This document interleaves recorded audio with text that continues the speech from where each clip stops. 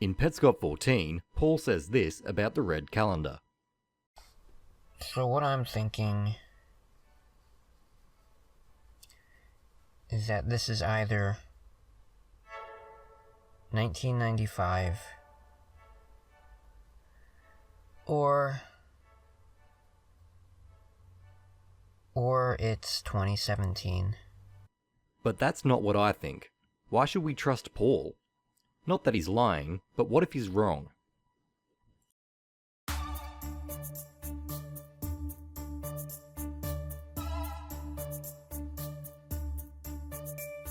Now, what do we know about the calendars? Well, here's a quick rundown.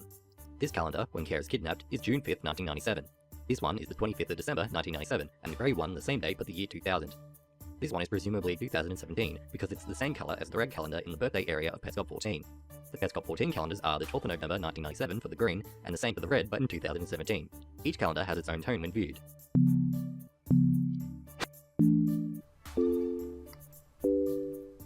So I started investigating the calendars, and I noticed that the red calendar can pretty much be only those 2 years.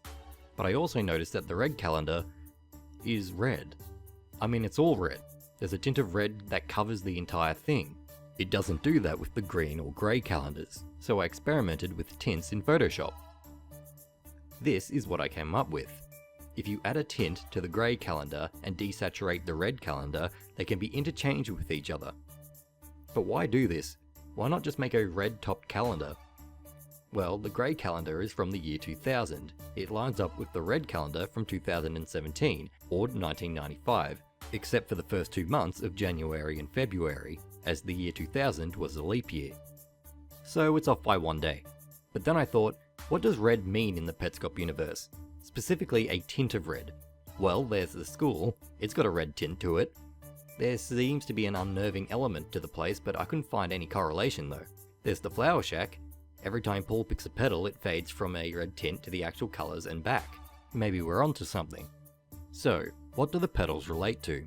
Well, it makes it so Care's platform lowers with the flower, and when they're all picked, Paul goes into the basement of the shack to find Care spazzing out. There's a red tint in both areas, but after Paul finds Odd Care, he uses the treadmill that somehow is linked to the flower to change the number from 0 to -1.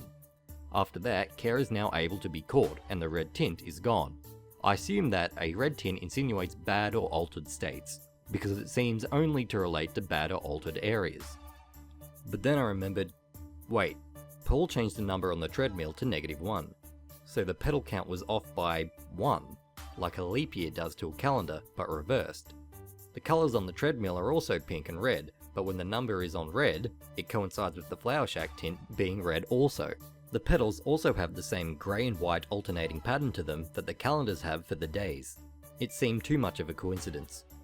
So I thought, is the red calendar just the grey calendar without the leap year? Well, yeah, but if you add a leap year to the 2017 calendar, the dates ahead of the 29th of February wouldn't line up, so theory discounted, right? No, because we're assuming the game changed the future dates, not the past dates. If you add a 29th to the Tuesday and forced all of the dates back one, it's a 1-to-1 match of the 2000 calendar. This may be the calendar equivalent of subtracting 1 to change the flower shack petal count.